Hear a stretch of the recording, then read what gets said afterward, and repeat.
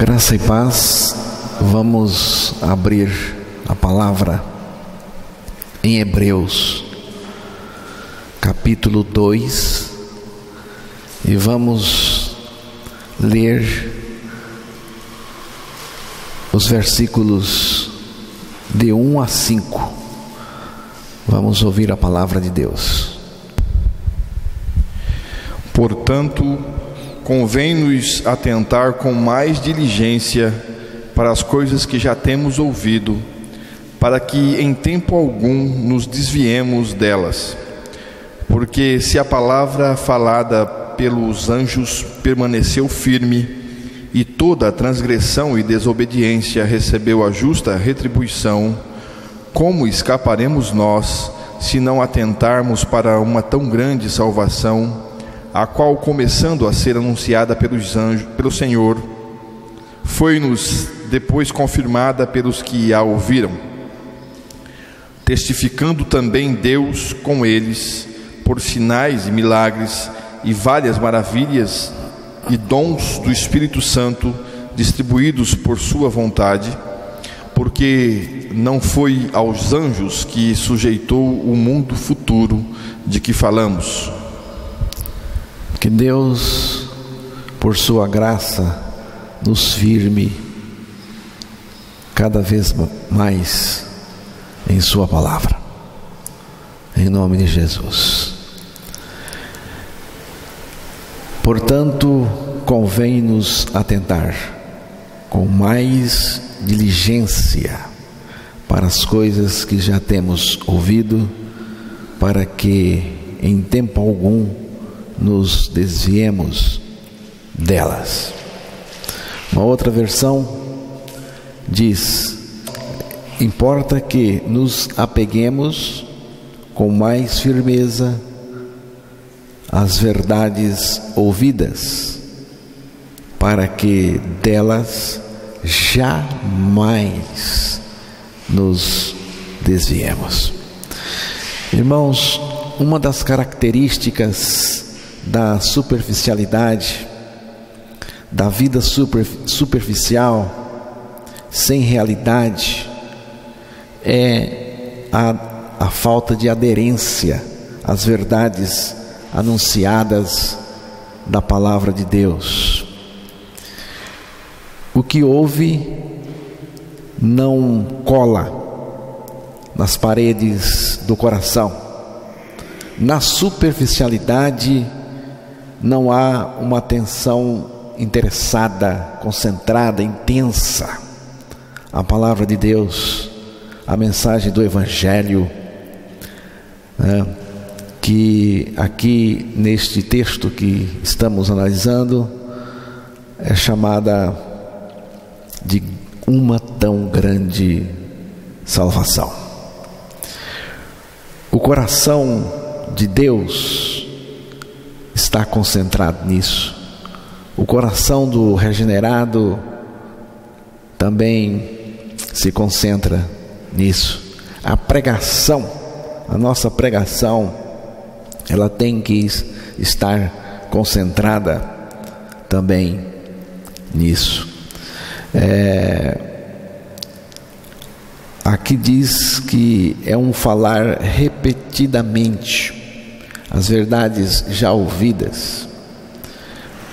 O superficial não gosta de repetição, não gosta. Filipenses capítulo 3, verso 1, o apóstolo Paulo nos mostra como que ele pregava a palavra de Deus. Resta, irmãos meus, que vos regozijeis no Senhor. Não me aborreço de escrever-vos as mesmas coisas, e é segurança para vós. Vejam aqui, irmãos, Paulo fala de uma repetição, e ele diz aqui: não me aborreço de escrever-vos as mesmas coisas. Ele diz que é para a segurança nossa. Deus repete as mesmas coisas para nós desde o início, irmãos, do mundo, da criação.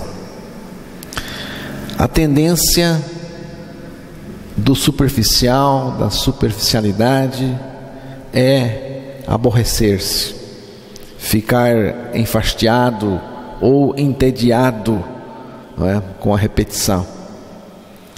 O Evangelho, alguém já disse, é como água potável. Você bebe desde que nasce, todo dia, né, e não fica enfastiado de água, né, só se estiver doente. A atenção do superficial é uma atenção distraída, puxada em várias direções. Ela não tem uma fixação.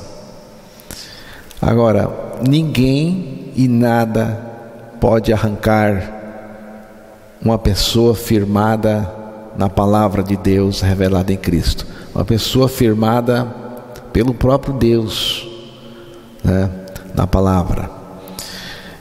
Diz aí, importa que nos apeguemos, né? Apegar, irmão, significa juntar, colar, segurar com firmeza, agarrar com aderência tal que não desgruda mais. É como o náufrago que está se afogando e alguém joga uma corda e ele pega a corda com muita intensidade, né? E cada vez mais a corda se tornou para ele a sua salvação, né? Algo imprescindível para ele, para que delas jamais, diz aqui, jamais nos desviemos. O que é desviar? Desviar é afastar-se. A ideia original aqui do texto é de um barco desorientado, que perdeu a rota, que perdeu o ponto de referência, o porto seguro. Ele está se afastando cada vez mais. Há muita gente assim, irmãos, gente crente, cristãos superficiais.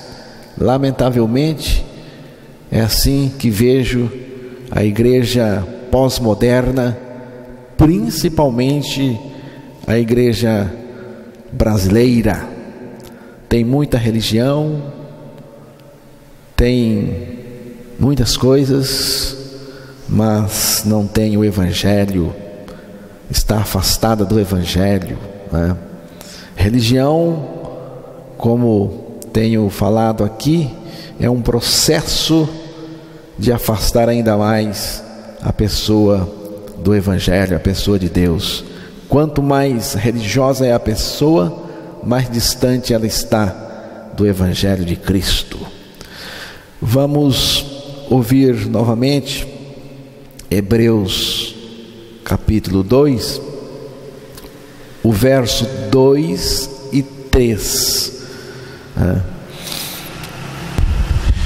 Porque se a palavra falada pelos anjos permaneceu firme, e toda transgressão e desobediência recebeu a justa retribuição, como escaparemos nós, se não atentarmos para uma tão grande salvação, a qual, começando a ser anunciada pelo Senhor, foi-nos depois confirmada pelos que a ouviram?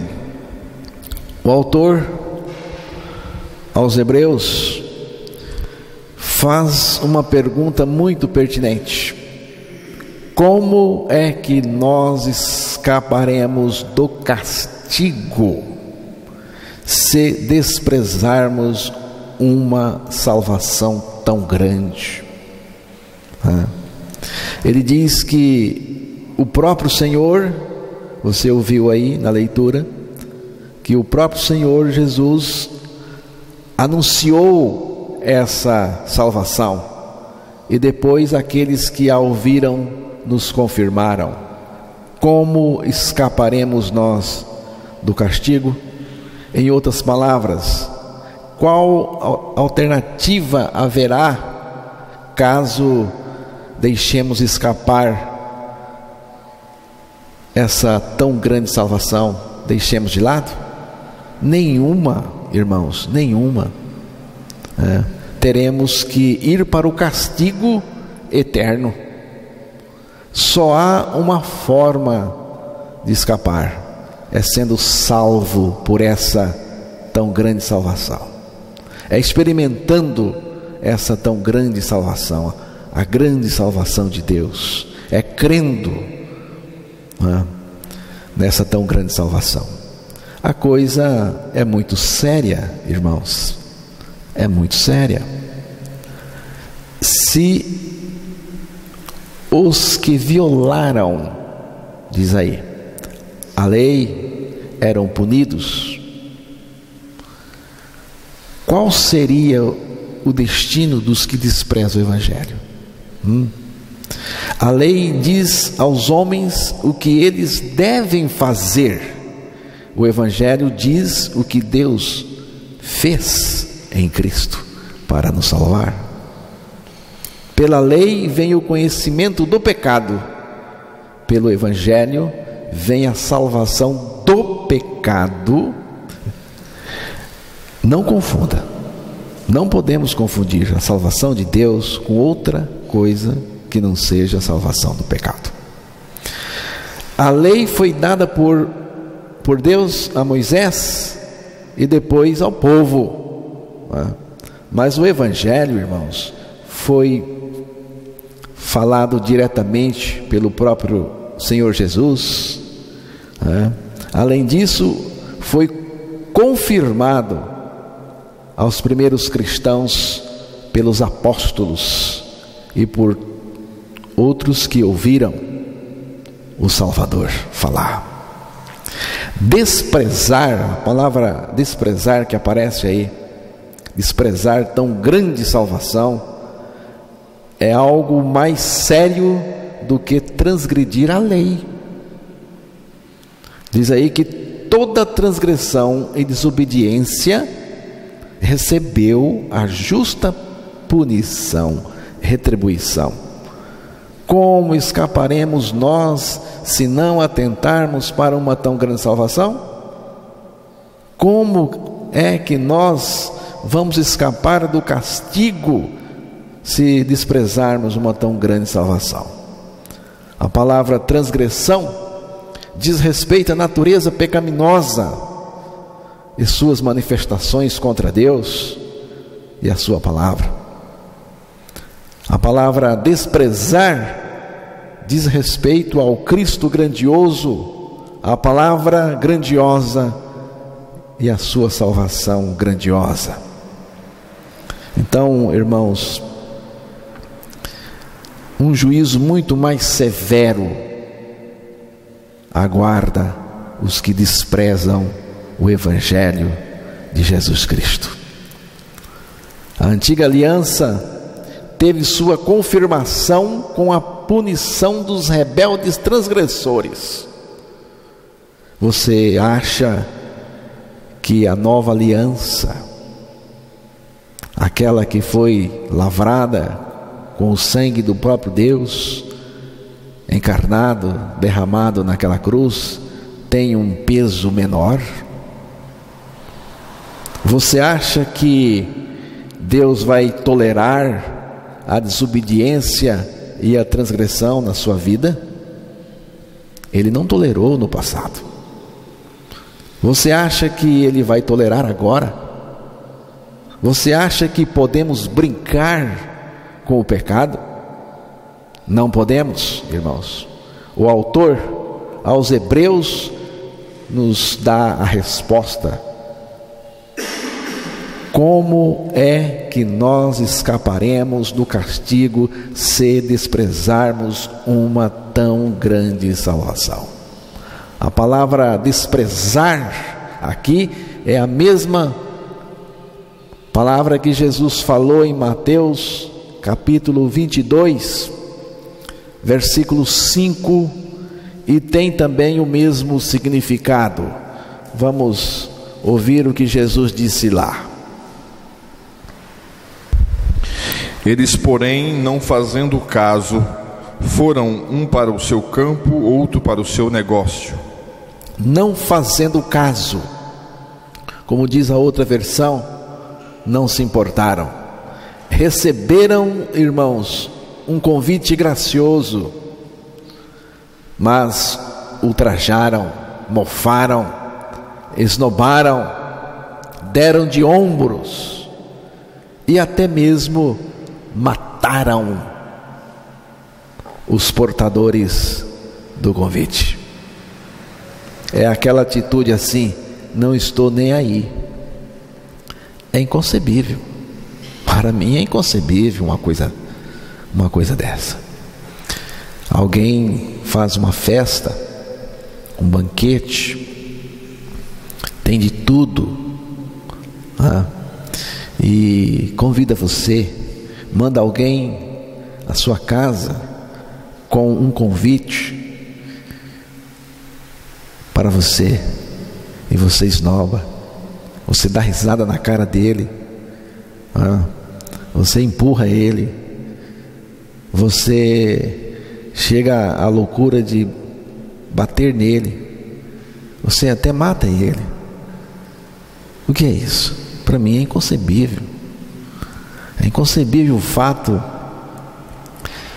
do homem ignorar esse único meio de libertação providenciado gratuitamente por Deus. Não se importar com essa salvação tão grande, providenciada por Deus em Cristo, irmãos, para nós é jogar fora a única chance que temos. Pois, diz a palavra, como é que nós escaparemos do castigo se desprezarmos uma tão grande salvação? Tem castigo? Tem. Está escrito. Como é que escaparemos do castigo? E é um castigo pior do que aquele do Antigo Testamento. Então, irmãos, Deus não tem outra maneira de nos salvar. Se você não se importa com essa tão grande salvação, com o que Deus fez em Cristo para nos salvar, neste caso, só lhe resta o inferno. Por que essa salvação de Deus é considerada tão grande? Por quê? Eu gostaria de listar alguns motivos da grandeza dessa salvação, do porquê essa salvação é tão grande, é chamada de uma tão grande salvação. Ela é inesgotável, mas eu vou listar alguns motivos para vocês. E primeiro, eu vou considerar que ela é grande porque ela é de Deus. Lucas capítulo 3, verso 6. E toda a carne verá a salvação de Deus. Salvação de Deus. De Deus. Salvação de Deus. Guarde bem isto, irmãos. A salvação é de Deus. Por isso ela é grande. Ele procede essa salvação. E essa salvação procede de Deus. Ela tem a sua origem em Deus. A salvação ela é toda em Deus, ela vem de Deus, ela é de Deus.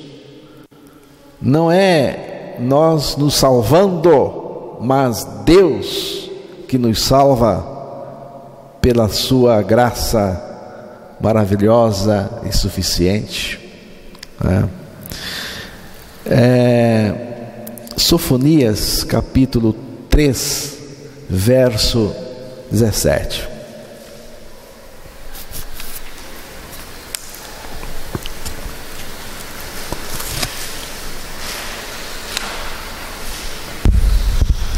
Senhor teu Deus, o poderoso, está no meio de ti.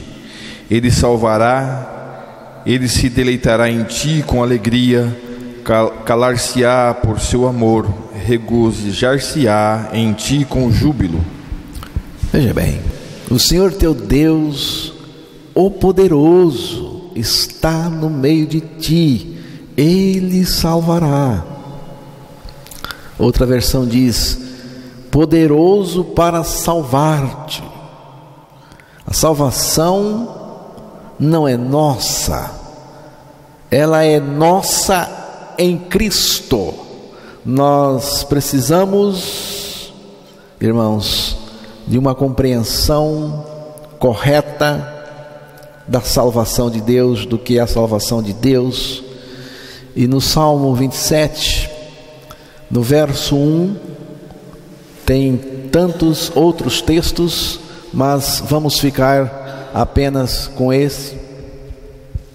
O Senhor é a minha luz e a minha salvação, a quem temerei? O Senhor é a força da minha vida, de quem me recearei? O Senhor é a minha salvação, então a salvação é Ele, né? Você percebe que a nossa salvação é toda ela em Cristo, e Cristo é toda a nossa salvação. Então a salvação de Deus é grande, porque ela é de Deus mesmo, procede dele. E um segundo motivo da grandeza da salvação é o sangue de Cristo, o sangue que Cristo derramou naquela cruz por nós. Efésios capítulo 2, verso 13. Mas agora em Cristo Jesus, vós que antes estáveis longe, já pelo sangue de Cristo chegastes perto. Você vê? Pelo sangue chegamos perto.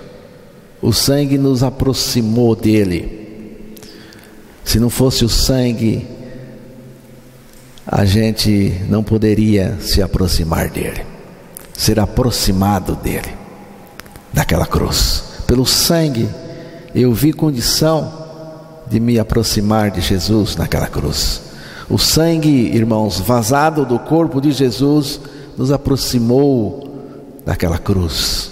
O sangue de Jesus, o sangue de Jesus que foi derramado por nós, foi derramado para nos aproximar de Deus. Mas a salvação de Deus não para aí, ela vai adiante. E é aqui entra um terceiro motivo, porque a salvação de Deus é tão grande, né? É que naquela cruz, Jesus, que já havia derramado o seu sangue para nos aproximar, para permitir que nós fôssemos aproximados dele, de Deus, na cruz, no Calvário. Então ele nos atraiu para ele, né? Ele nos atraiu para ele. João 12, verso 32, vamos ouvir o que Jesus disse lá. E eu, quando for levantado da terra, todos atrairei a mim. Você vê? Jesus dizendo que na cruz ele nos atraiu para ele. Lá ele iria nos atrair. De fato, ele nos atraiu para ele. Atrair-nos para ele é mais do que nos aproximar dele, que o sangue fez. Cristo derramou o seu sangue para nos aproximar dele e nos atraiu para nos fazer estar nele, né? Para nos fazer morrer com ele aquela morte na cruz, né? Então, irmãos, é grande a salvação de Deus pelo fato dele ter nos atraído para ele naquela morte. com Ele na cruz do Calvário. Jesus, nos amando, nos atraiu para si naquela cruz, para que nós pudéssemos não apenas nos aproximar dele, mas sermos introduzidos nele, naquela cruz. Quando Jesus foi sendo levantado da terra, o peso do seu corpo fez os seus ferimentos sangrarem. Então o sangue vazou. Isso nos aproximou dele, como diz a palavra de Deus. Mas naquele momento ele nos atraiu para ele, ele nos introduziu nele, nos fez entrar nele, ele nos fez estar nele, ali naquela cruz. Pelo sangue nós nos aproximamos da cruz, mas pela sua atração nós entramos nele e ali ficamos em Cristo. Deus só pode salvar o pecador pela morte desse pecador. Por isso, e para isso, Jesus nos atraiu para ele naquela cruz. Foi para nos fazer morrer como pecador, a fim de nos salvar. Um outro ponto da grandeza da salvação de Deus está lá em Efésios capítulo 2, versos 5 e 6. Estando nós ainda mortos em nossas ofensas, nos vivificou juntamente com Cristo, pela graça sois salvos, e nos ressuscitou juntamente com Ele, e nos fez assentar nos lugares celestiais em Cristo Jesus. A versão que estou usando aqui nos diz: nos deu vida juntamente com Cristo, pela graça sois salvos, e juntamente com Ele nos ressuscitou. Irmãos, o fato de termos morrido com Ele naquela cruz, alcançamos a graça da ressurreição juntamente com Cristo, e de fato ressuscitamos juntamente com Cristo, conforme diz a palavra. Então morremos e também ressuscitamos com Ele, e agora Ele vive em nós. Ele foi ressuscitado. Ao ser ressuscitado, nos deu também da sua vida, nos deu também da sua ressurreição. Nós fomos ressuscitados com Cristo, Ele tornou-se a nossa vida, Ele vive em nós. Ele me fez morrer como pecador, para me ressuscitar nele, com a sua vida santa e limpa. Grande demais, muito grande. A salvação é dele. Ele veio para tornar possível a salvação que Ele providenciou para nós. Ele derramou o seu sangue, Ele se fez homem, derramou o seu sangue naquela cruz para nos aproximar,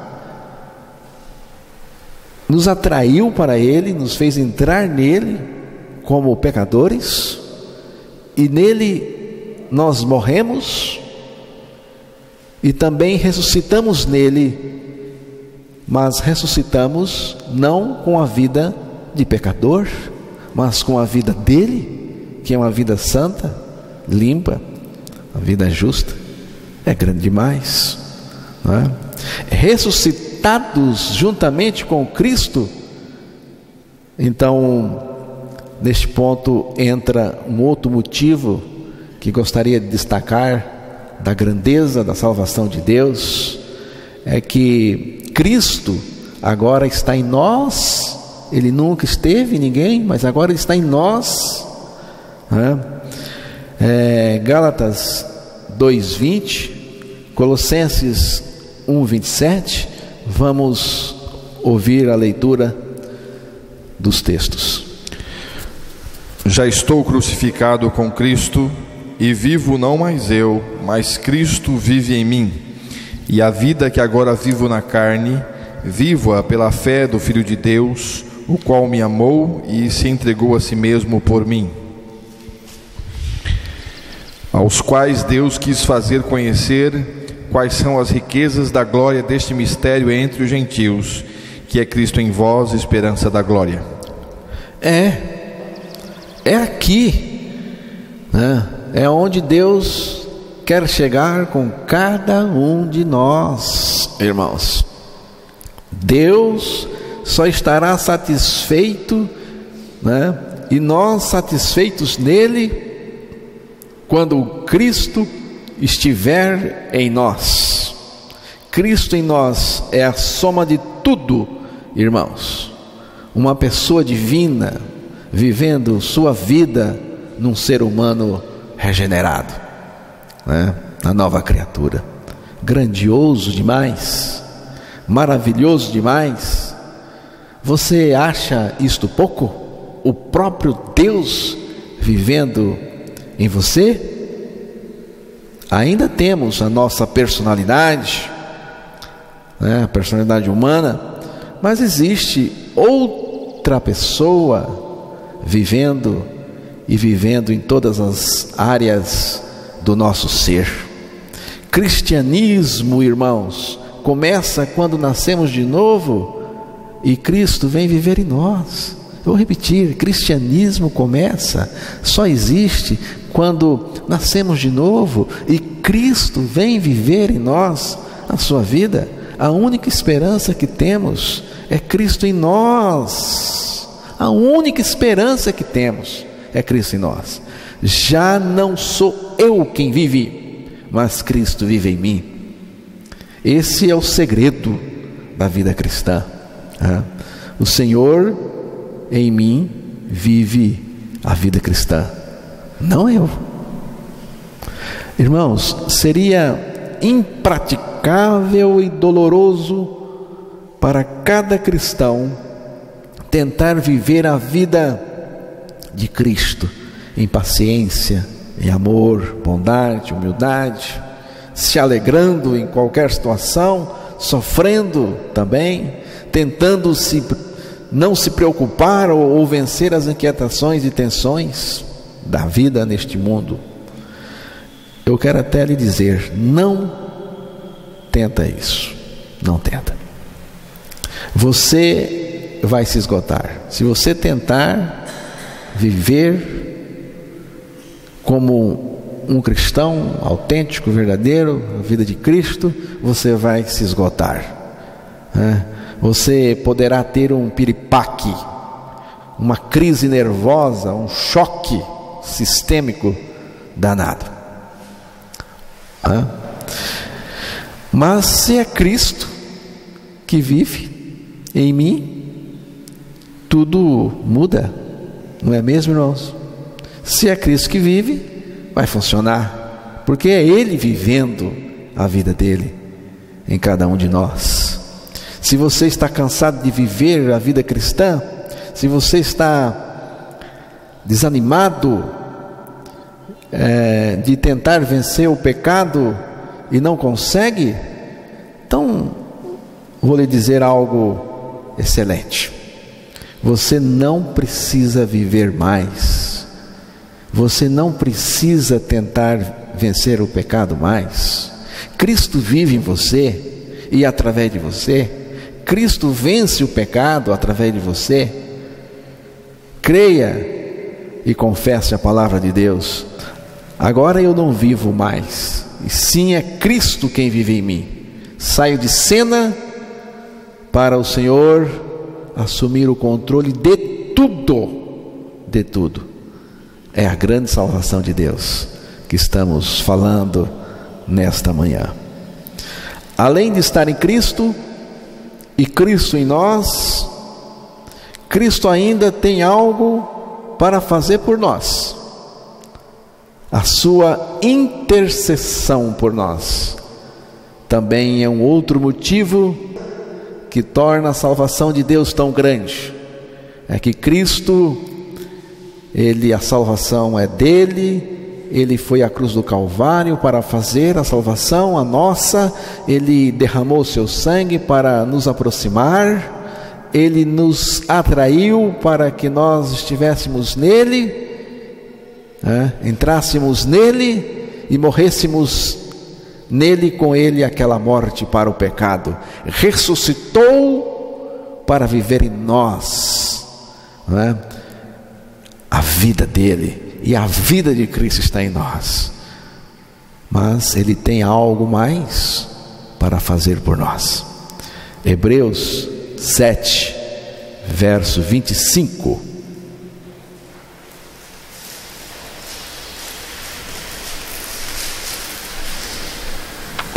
Portanto, pode também salvar perfeitamente os que por ele se chegam a Deus, vivendo sempre para interceder por eles.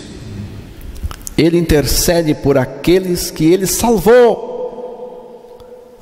Intercessão equivale a mediação. Ele ficou entre nós e toda a nossa necessidade, e toda a nossa situação.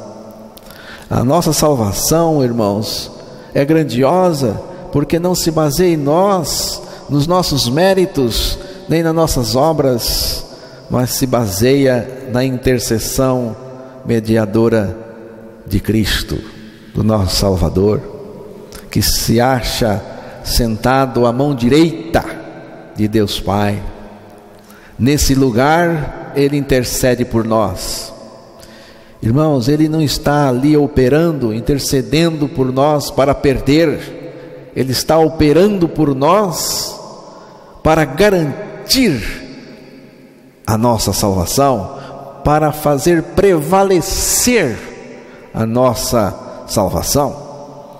Se você não está experimentando essa salvação poderosa e tão grande e grandiosa de Deus, é porque você está falhando no seu lado, exatamente no setor da confiança nele.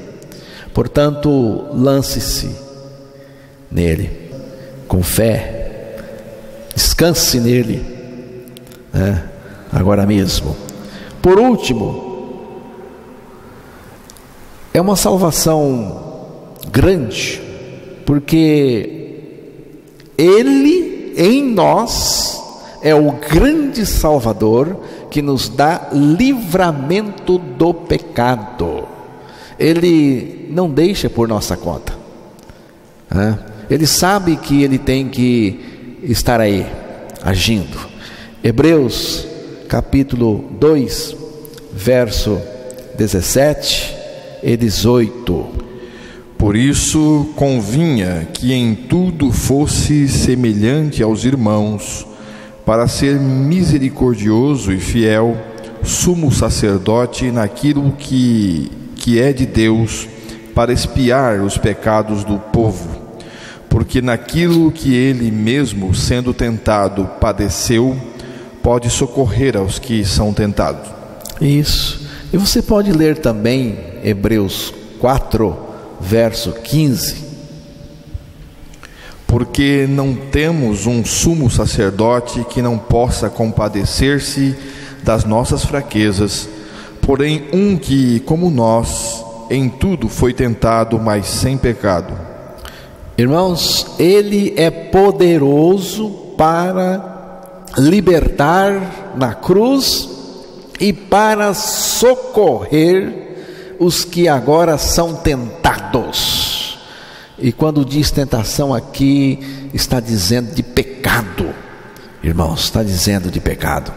Embora ele não foi gerado em pecado e não era portador do velho homem, mas a sua luta contra o pecado foi uma luta verdadeira. Ele diz aí, porque não temos um sumo sacerdote que não possa compadecer-se das nossas fraquezas, porém Um que, como nós, em tudo foi tentado, mas sem pecado.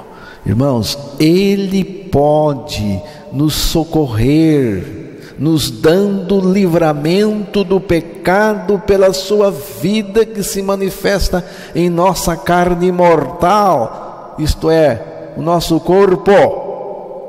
Não há desculpa, não tem desculpa para se viver no pecado, não tem desculpa para justificar o pecado em nossa vida, irmãos. Uma nova criatura na prática do pecado é inaceitável, né? Então, e finalmente podemos ouvir a leitura de Hebreus capítulo 2, o verso 5. Porque não foi aos anjos que sujeitou o mundo futuro de que falamos. Irmãos, os hebreus tinham uma admiração muito grande por anjos, né? Tudo indica que havia um grupo lá naquela comunidade venerando ou adorando anjos, né? E nesse culto esquisito, os anjos estavam tendo uma primazia. E hoje é do mesmo jeito. Tem música para anjos, tem invocação de anjos, cantam para anjos, anjos subindo, descendo no altar, né? Um irmão certa vez disse o seguinte, ele disse assim: eu gostaria tanto de ver um anjo, Outro irmão que estava também no momento acudiu dizendo: por que não Jesus ao invés de anjo? Por que não Jesus? Podemos vê-lo pela fé revelado no nosso interior. Podemos vê-lo na palavra, irmãos. Aprove a Deus revelar o Filho em mim. Jesus é absolutamente superior a anjos, né? E não é possível, irmãos, que nada tome o lugar dele na nossa adoração e também na salvação. A grande salvação de Deus é conduzida somente por Cristo, é dele, feita por ele e conduzida por ele, e ninguém mais. Aí o texto diz: o mundo futuro de que falamos. No versículo 5 ele fala de um mundo futuro de que falamos. Não é o céu, também não é a volta de Cristo, embora possa apontar para ela. Ele diz que é um mundo futuro do qual falamos. Falamos o quê? Está falando da grande salvação de Deus. Está falando da era da grande salvação de Deus, da era da salvação de Deus inaugurada por Jesus. É desse mundo que ele está falando, irmãos. Está falando da grande salvação de Deus em Cristo Jesus, porque é um momento novo, né? É um momento totalmente diferente. É um momento em que nós morremos com Cristo, ressuscitamos, Cristo vive em nós. É algo inteiramente novo. A salvação de Deus é tão grande porque ela é de Deus. Porque Cristo derramou o seu sangue para nos aproximar dele naquela cruz. Porque Cristo nos atraiu a si na cruz, nos levando a morrer com ele. E com ele também ressuscitamos.